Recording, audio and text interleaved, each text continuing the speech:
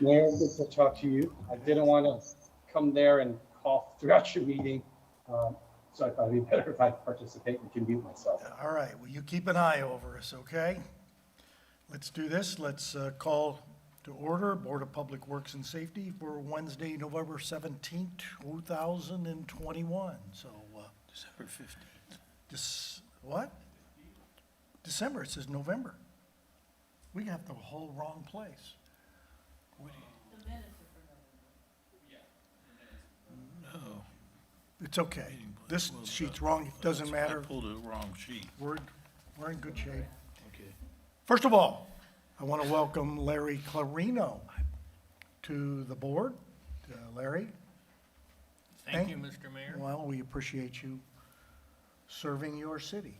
I will do my best. I know you will, yes. And I also want to thank Jack Russell for his time serving us. Jack had to move his residence, and we hope that he'll return to Westfield one of these days. He served us well. Thank you, Jack. First order of business would be to approve the minutes on December 15th from November 22nd. Any questions on the minutes? None here. I move we approve the minutes as stated from November 22nd, 2021. I'll second. Very good. Any further discussion, gentlemen? Hearing none, ask for a voice vote. All in favor, say aye. Aye. Any opposed? Minutes are approved. Number 2 would be Jeremy? Yeah, I think On John's. call? John? Oh, Yep, John. John's gonna take care of this one for us. Yeah, I'll jump in there. So before you, action item number 2, A&F on-call contract. A&F Engineering is a full-service engineering consulting firm. They specialize in traffic engineering. In the past, they have done quite a bit of work for the city, including traffic studies and speed studies for us as recently as the Monon speed study that was done last year. We have re-upped this on-call every year for the last at least 3 years, I believe. It is just an on-call contract, not to exceed amount of $20,000 for miscellaneous engineering traffic study type work that we need done throughout the year of 2022.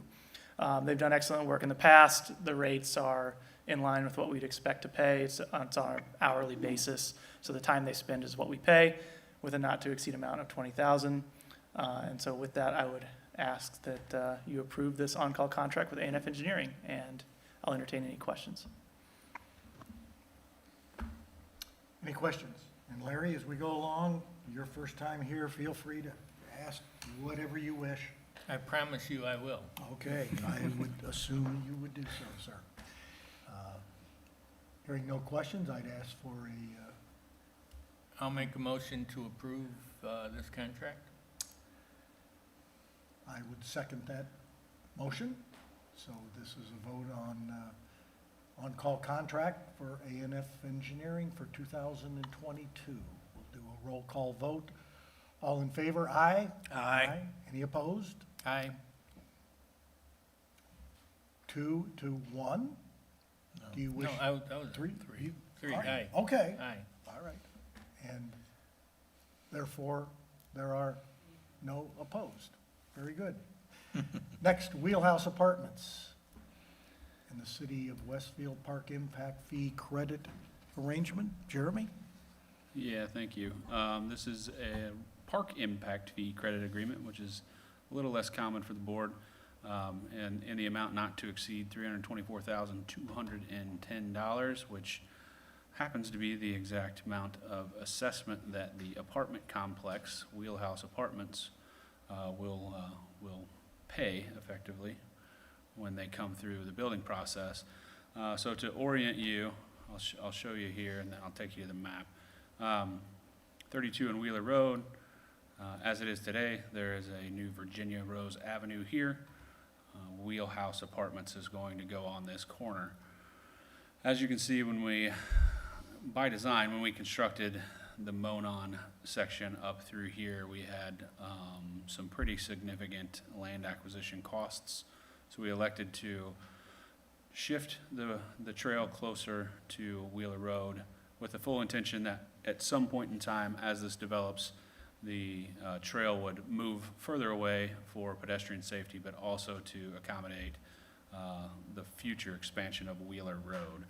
So if you can imagine where the bridge lands there, up through Virginia Rose, the development or the developer, Wheelhouse Apartments, is proposing to shift the trail further away from Westfield Boulevard, turn it into an asphalt paver surface as opposed to the traditional asphalt that we see throughout, to give it more of a plaza type feel that will eventually be carried south to the bridge. If you can imagine, the bridge is one parcel south of here, and then it'll eventually carry through the YMCA property as well. So it'll move the Monon over this way to a more permanent alignment.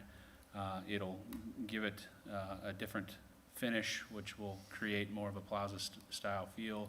They also anticipate adding some additional plantings, some bench and planter boxes along the way, and then increasing the elevation, so raising the trail up a few feet to help us both create vehicular safety, but also to be able to improve the drainage along that roadway. I feel like the mayor has noticed it and mentioned it a few times, that there's water standing I think I have. through there, so this project will help us resolve some of those ponding issues. So we fully believe the trail cost of construction will come in below the 324, 210, knowing that things are ever increasing. I elected to propose a not to exceed of that amount. So if it does come in higher than 324, that's all the city is obligated to reimburse them or credit them. And then the rest of that project would be borne by them. And then if it comes in at $250,000, they will receive the exact credits of what the cost of the construction is. So, So a couple questions. yeah. This surface, Mm-hmm. it's okay for It is. bicyclists or whatever? Very, very similar to what you see in Grand Junction Plaza, so it'll be constructed with a concrete base, appropriate leveling sand, pavers on top of that with locking sand in place there. So we have had some paver issues through past projects. We have a pretty good detail and standard on what's going to get installed here. It'll keep everything in and flat and where it needs to be. So, but it'll aesthetically be more pleasing. It'll make you feel like you're in a different spot, which is the goal of these developments up through here, to create that section of the Monon that has a different feel than some of the other places. You're okay? Yeah. Good. Okay. Yep. And the second question was Virginia Rose, Yeah. whatever. Is that a Wheeler family name, or do you know? I don't believe it's a Wheeler family name. It was originally the YMCA Boulevard, and nobody liked that. So nobody being them, I guess. I didn't personally have any issue with it. But there was some pushback either from the county on the street name, but I don't know how it was arrived to the Virginia Rose Avenue. Well, that's your next assignment. Done. I'll Okay. get it going. Questions? Yes, if I ask dumb questions, it's because I'm new at this, so. Yeah, sure. The city's already built a path there, correct? Correct. Okay, On a temporary alignment, yep. okay. But now the city, in essence, is gonna build another path, because we're gonna rebate the money back to the developer? In a sense, yes. So if we go back to the beginning, we intended for this section right here to be temporary, because there was about an additional $1 million worth of land that had to be acquired to align it straight and accommodate for the additional widening of Wheeler Road someday. So we chose at that time, largely because we didn't have $1 million to spare with this project, to shrink up the right-of-way take, reduce our cost, with the full expectation that we would reconstruct this in the appropriate alignment in the future. So yes, we are going to be effectively paying for it again, but that was the plan from the beginning. And in this case, it'll be a different style of trail. So this is using the road impact fee, or park impact Park. fees Yep. generated by the development. So it's not really any net out of the city. You could argue that could we use the fees, the money elsewhere? You could make that argument. But we had quite an issue just obtaining enough right-of-way to do what we did Okay. And back then. It was either that, or we either built this temporary trail, or we left a gap in there from whenever till when it developed, and we didn't know when it was going to develop. Right. And one other question, maintenance on a paver like this is gonna be more money than the asphalt. Who will be covering the maintenance, because the pavers are gonna, I mean, with Indiana weather, there's gonna be issues, so. Sure, and that's the beauty of, and kind of why we picked the asphalt paver compared to the concrete paver. Concrete pavers don't survive the weather very well because the salt and things react with the concrete.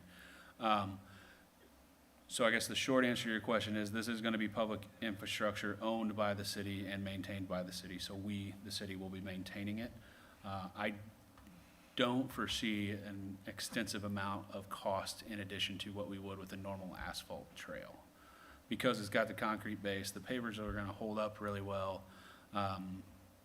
There may be some additional, like infill and locking sand that has to happen, but I think they're pretty nominal costs considering what we will get in this stretch of trail when we're done. The idea is to create the plaza feel, so people don't just walk and bike and ride up and down the trail. They come there, they hang out, they engage with the YMCA. The YMCA, at least at one point, intends to put some exercise equipment outside on the trail, on their property, but attached to the trail to create some more of that plaza stuff. And then as the retail section comes in here south of the apartments, more direct access from the trail to shops and stores and things like that, so. Okay. Any further questions? I just feel it's a great amenity. It enhances the area. It is considered a linear park, so it is considered part of our park system. And I think it'll be heavily utilized and create a draw for people to come to that area and support those businesses. I think it's great. I would entertain a motion. I move to approve action item number 3, Wheelhouse Apartments LLC and City of Westfield Park Impact Fee Credit Agreement. I'll second. Moved and seconded, and to accept Wheelhouse Apartments Park Impact Fee Agreement. All in favor, aye? Aye. Any opposed? We have passed 3-0. Next up, I suppose, Jeremy, this would be you also. You want to buy something?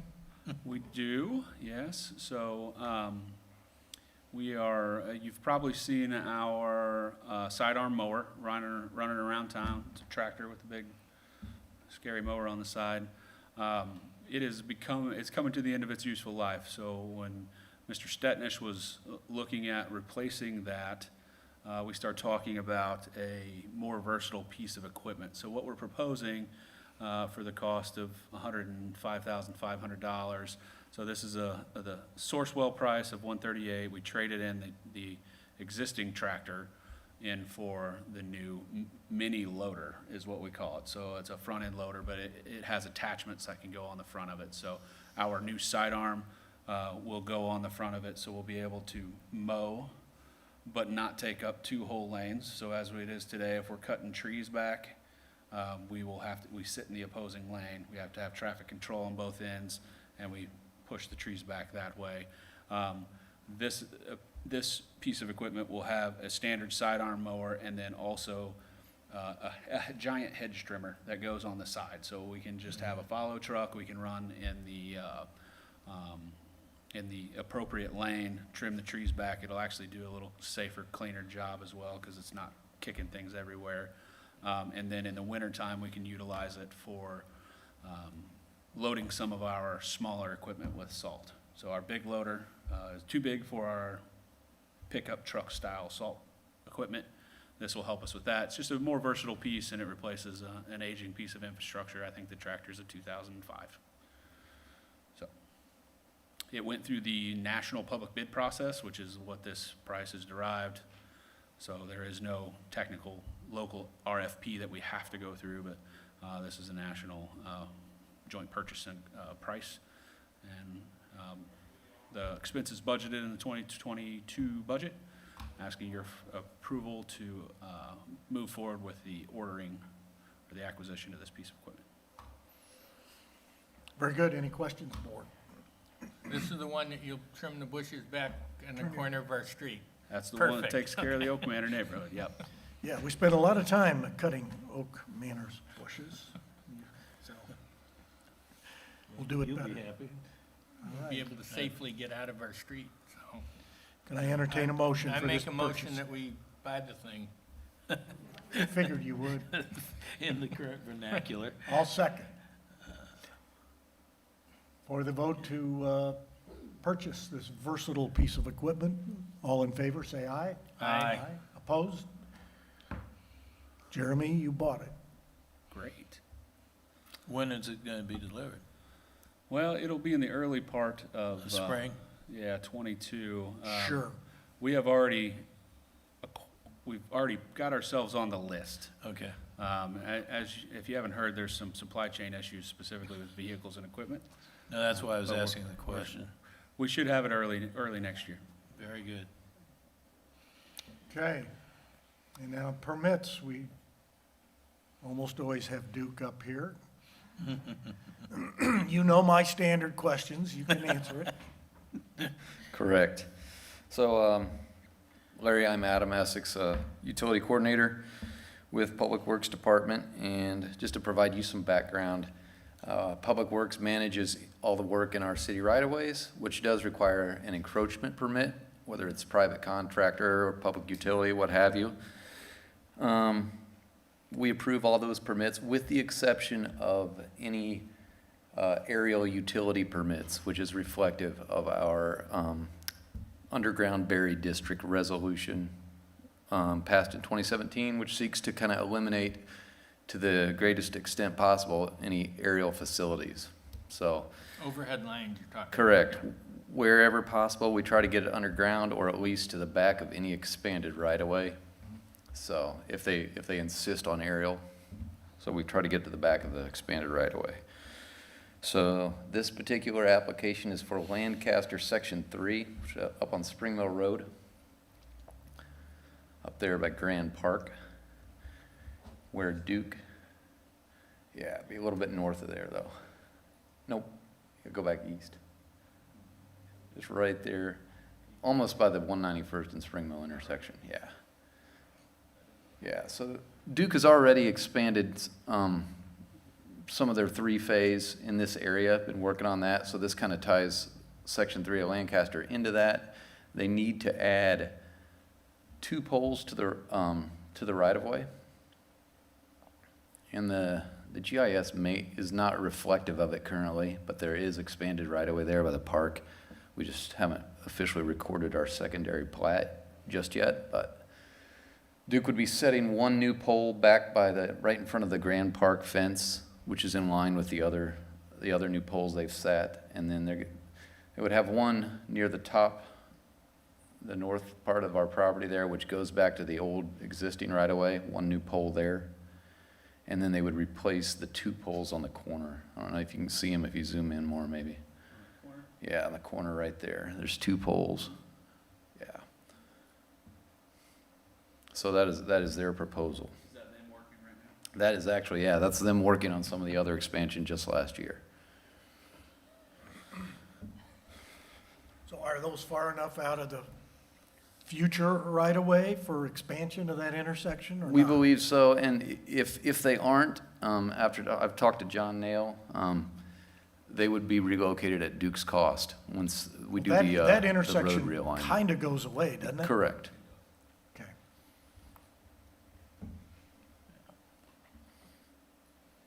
Very good.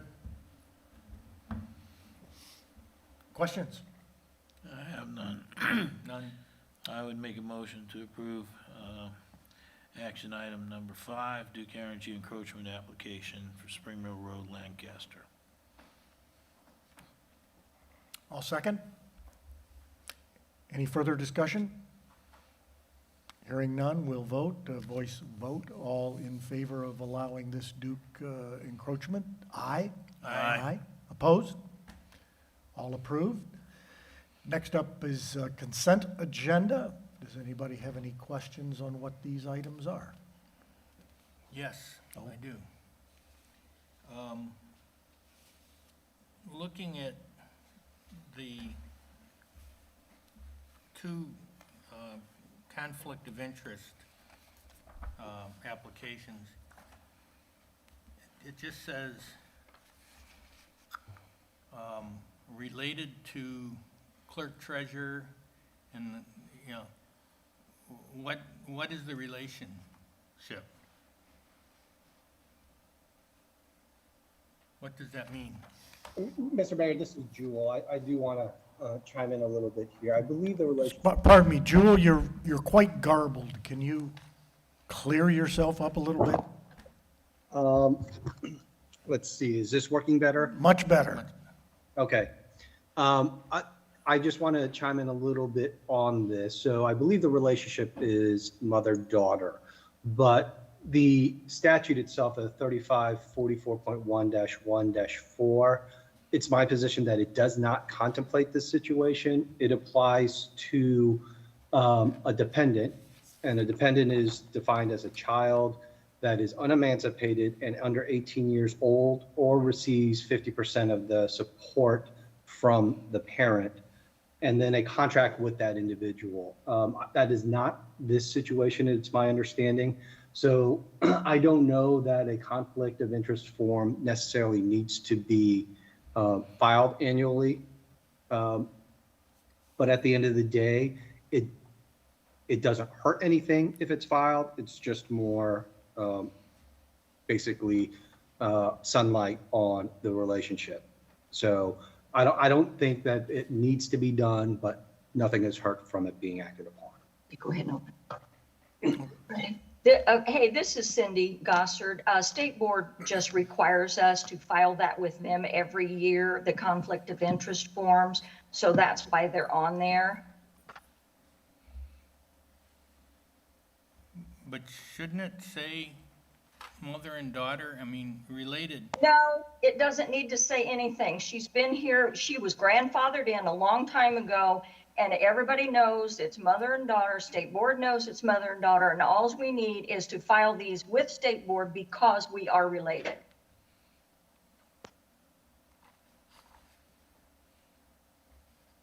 Any further questions? Well, and Larry? yeah, number 4, it says a statement is submitted, check 1, and nothing's checked. Should that be done on page 1? Where? Am I on? Yeah. Okay, no, this is the way we fill them out every year. State Board has no problem. So these are good.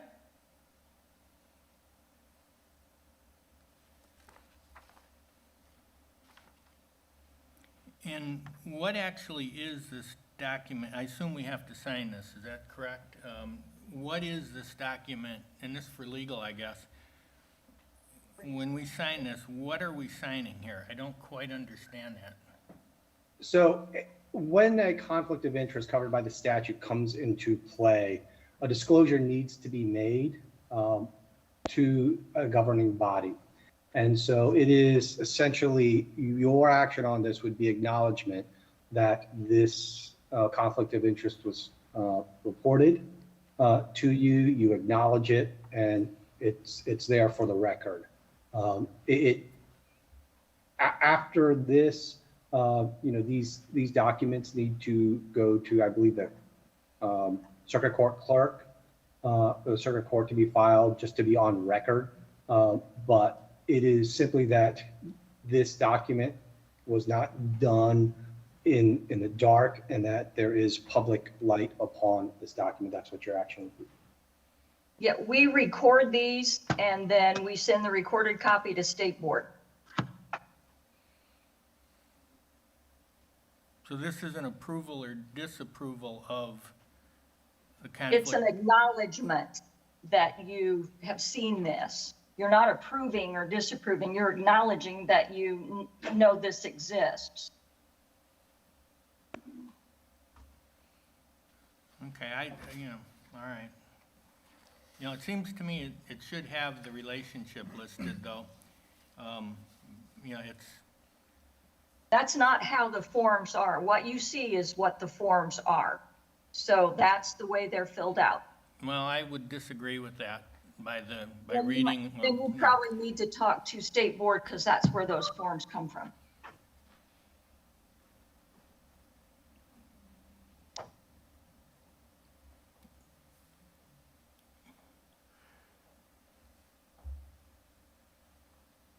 Okay. Any further comments? Do we need to know anything about the bond information?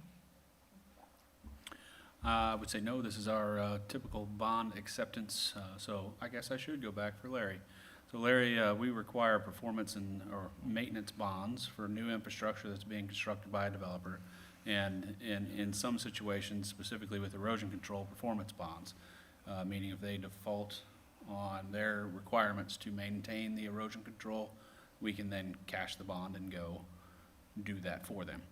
Likewise with the maintenance, if they put in a road and the road falls apart in the first 3 years, they are required to go fix it, and if not, we have the bond in place to be able to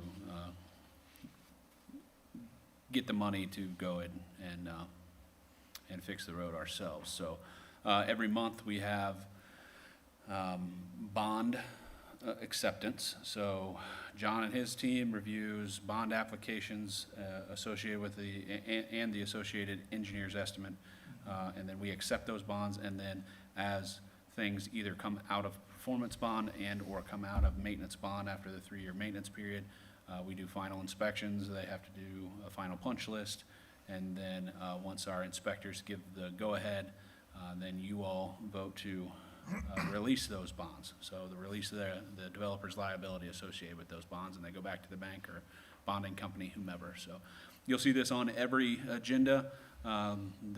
The volume of those bonds varies a little bit here and there, but essentially it's run through the engineering department and Pat Luderitz, which manages all of this stuff for us, and it is all ready to go by the time it gets here, which is why it's on the consent agenda item.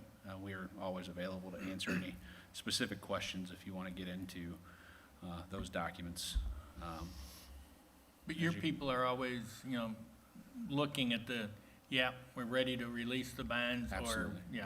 Yeah, okay. so it's. So if they appear on here, they've Yep. thoroughly reviewed Right. it. Okay. Good question. Yep. That's why we moved it all to the consent instead of going through each and every one. When we have these people capable of doing it. Any further discussion on consent agenda? If not, I'd entertain a motion to accept. I move we approve the consent agenda as stated. I'll second. Voice vote, all in favor? Aye. Aye. Opposed? None? Consent agenda is approved. Moving into departments, I don't think Joel or anybody is in here. They're doing some pretty heavy 2 or 3 day Hiring? interviews. I think they had well over 100 interviews these last few days. They're doing so- 63 this week. 63. 63 yes. interviews this week. I spoke to Chief Rush before Yeah. I came and asked if there was any message I needed It's, to bring. oh, So, good, thank you. um, He said he's busy. That's the message. He's busy. 63 interviews. He's on day 2 or day 3, so police department's busy. Fire department report. Just want to bring light in front of the Board of Public Safety. A couple things this week. We've had some pretty significant things happen in the fire administration and the fire department as a whole. We got to celebrate Marcus Reed, Chief Reed's retirement yesterday. We acknowledged that and had some people throughout the community and throughout the state come in and speak and congratulate Chief Reed on his retirement. And today we had a little get-together for firefighter Mark Fuller. Mark come to our organization in 2008, started working for the city, and unfortunately he has, or fortunately, I guess, is going to medically pension off.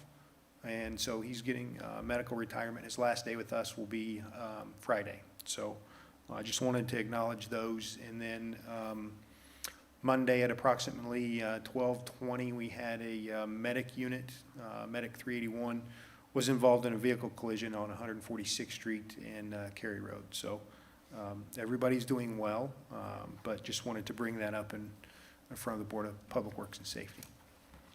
So you have 81s out of the picture, Yes, sir.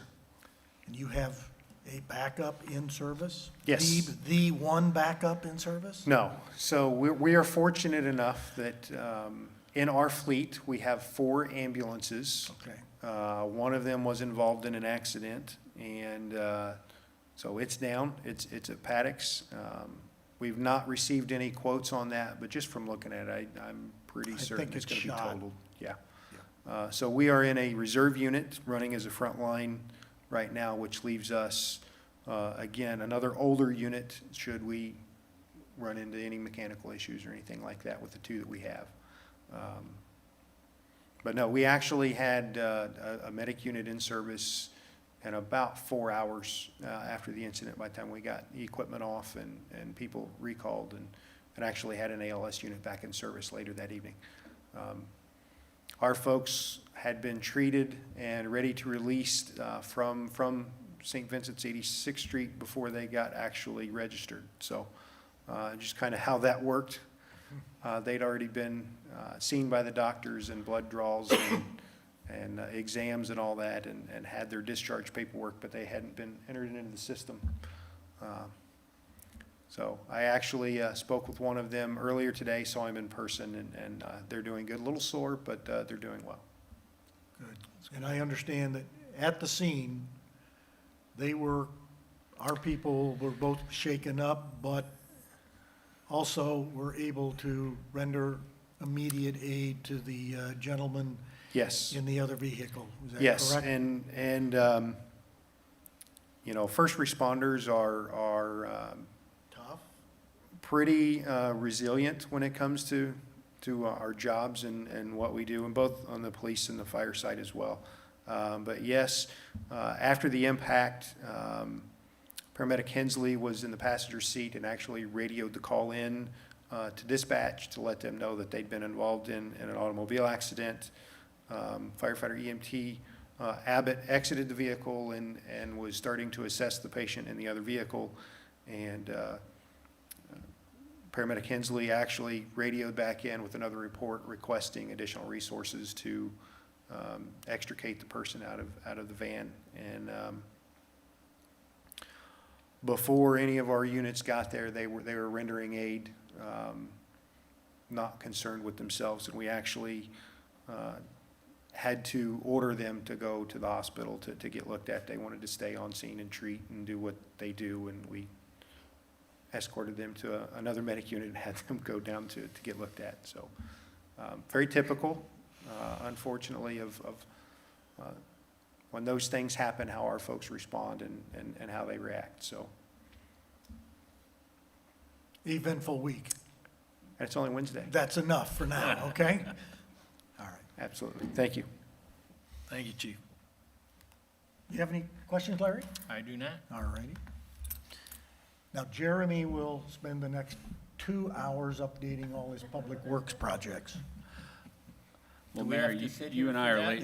Yeah, You and I are already late for a 1:30 meeting that apparently I double booked us on. So Yeah, you did. I'll try to keep it a little shorter than 2 hours. I guess since the last time we met, we have opened 169th and Spring Mill, albeit in a temporary condition. Unfortunately, the The conditions of the climate this year, not the weather, prevented us from getting our surface layer down. So we put in some temporary surface wedges to protect our new curb, which will, in the spring, we'll close that again, mill that out, and put in the new appropriate surface and markings. But it seems like the world's happy that that thing's back open. The project, albeit, was one of our toughest roundabouts we've ever built, just due to the conditions out there and some utility conflicts and then some other hurdles. We got it back open, so that's great. At 32 and Wheeler Road, where we've got Tournament Trail opened up to Wheeler Road. That is also in a temporary condition. Again, we have to come back in the spring, remobilize, and do some surface work, and then we're hopeful to get the new signals installed here later this winter, hopefully by the end of February. 3 or 4 barrels to put up. I'm in the process of acquiring barrels to make that condition better for the apparent right turn lane that is actually not a right turn lane. So, John, remind me to talk to you about that. Good. And then, probably most excitingly, and I hope you all join us, Friday afternoon at 3 o'clock, we are going to do the dedication ceremony for Grand Junction Plaza. So, been a very, very long road to get to where we are.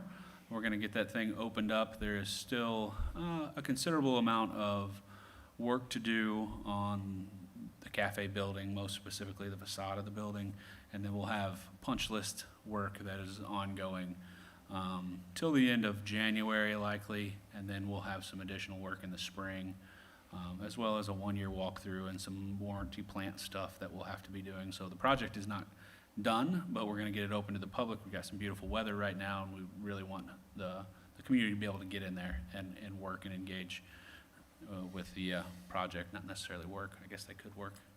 Other than that, I think Mr. Nail has an announcement, and then I can open it back up for questions from you guys. Yeah, I just wanted to introduce, there's a new face in the room. Chad Mills is the newest member of the engineering department. He's a senior project manager for us. Chad comes from the private side. He worked for Shrewsbury Consultants.